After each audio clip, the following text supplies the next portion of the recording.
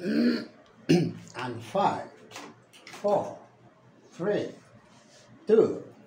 Okay, this is sorry, coughing. I've got a flu, very serious flu. It's been going on for 2 weeks already. Okay, and then okay, the second part, and yes, this is the second part. But the second part of what? The second part of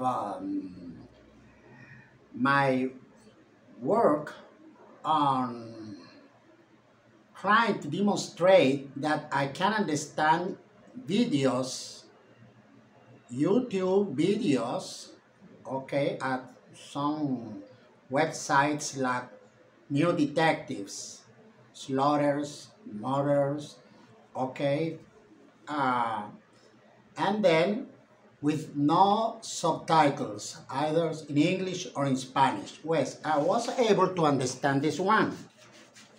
Okay, and here it is. So, as usual, as I had explained, okay, on my first video, what I do is to split, okay, the screen in 2 parts. I haven't got a computer. I gotta go to the cyber cafe to borrow one, and then to start to type what I understood. Okay, and here it is. Okay, so listen now to the original video. Second part. Okay? Okay. Now, let's continue with this second part as the investigations are progressing after a woman's body was found, okay, in a river. But everything seemed complicated as this. She didn't count on some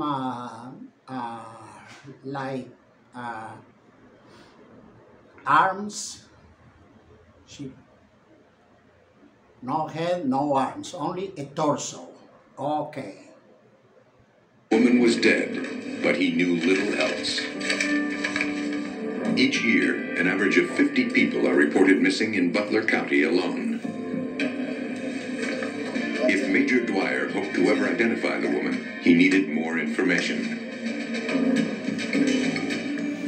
To narrow the search, investigators turned to Dr. Elizabeth Murray, an anthropologist at the College of Mount St. Joseph in Cincinnati. One of only 50 certified forensic anthropologists in the country, she is an expert in analyzing skeletal remains. After boiling the bones to remove the flesh, Dr. Murray examined them to establish the victim's approximate age. Because the chest of the torso was slight in build, she could not rule out the possibility that the victim was a teenager. However, a closer examination of the collarbone, rib cage, and pelvis showed otherwise. When I came up with a rough age range of probably 25 to 45 years of age at time of death, and I felt that she was probably somewhere right in the middle of that age.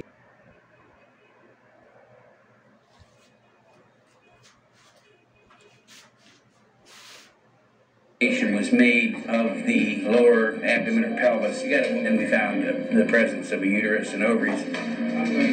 Obviously now the torso is a female. There is the injuries on the arms and the chest. But Dr. Burkhart still did not know how she died. We x-rayed the body to make sure there wasn't any lead from a bullet. And examination of the heart, lungs for conditions that could have caused death, such as stab wounds, none were found. The only certainty was that her head and limbs had been cleanly severed. You were there. The tool markings left on the body looked as if they were made with a household saw. Based on the temperature of the river and the level of the body's decomposition, Burkhart believed the woman had been dead for at least 2 weeks.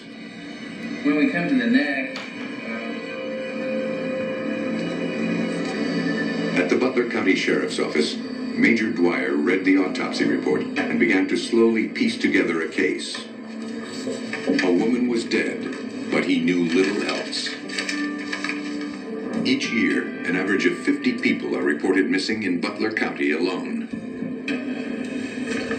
If Major Dwyer hoped to ever identify the woman, he needed more information. To narrow the search, investigators turned to Dr. Elizabeth Murray, one of only 50 certified forensic anthropologists in the country. She is an expert in analyzing skeletal remains.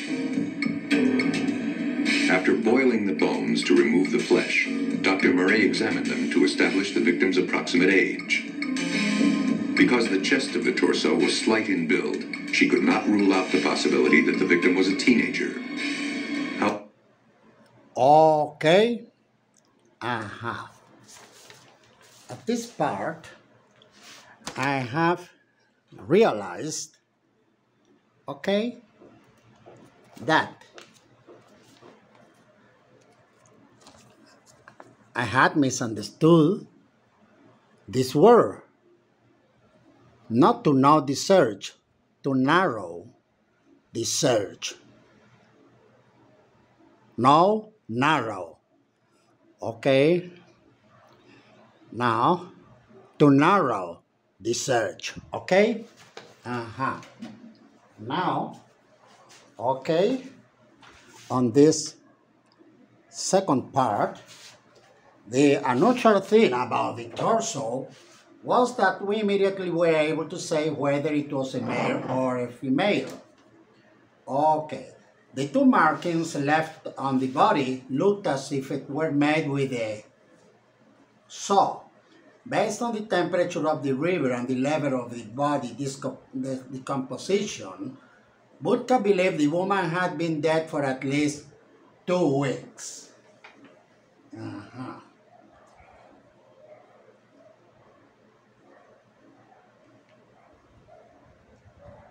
Sorry? At the Butler County Sheriff's Office, Mayor Dwayne made an autopsy, read the autopsy report and began to slowly piece together the case. A woman was dead, but he knew little else. Each year, an average of 50 people had been missing in Butler County alone. If Mayor Dwayne hoped to ever identify the woman, he needed more information. To narrow the search, investigators turned to Elizabeth Merrill, an anthropologist from Mount College in Cincinnati. 1 out of 50 certified forensic anthropologists in the country. She is an expert in analyzing skeleton remains. After boiling the bones to remove the flesh, Dr. Mary examined them to establish the approximate age. Because the chest of the body was slightly in build, she could not rule out the possibility the victim was a teenager. Okay, so I was able to understand, okay, English with no subtitles. Okay, listening and understanding drill. Try to practice. Okay, so along with me so that I share this contents with you in the hope that you would improve too. In the same way I've been doing this. Thank you.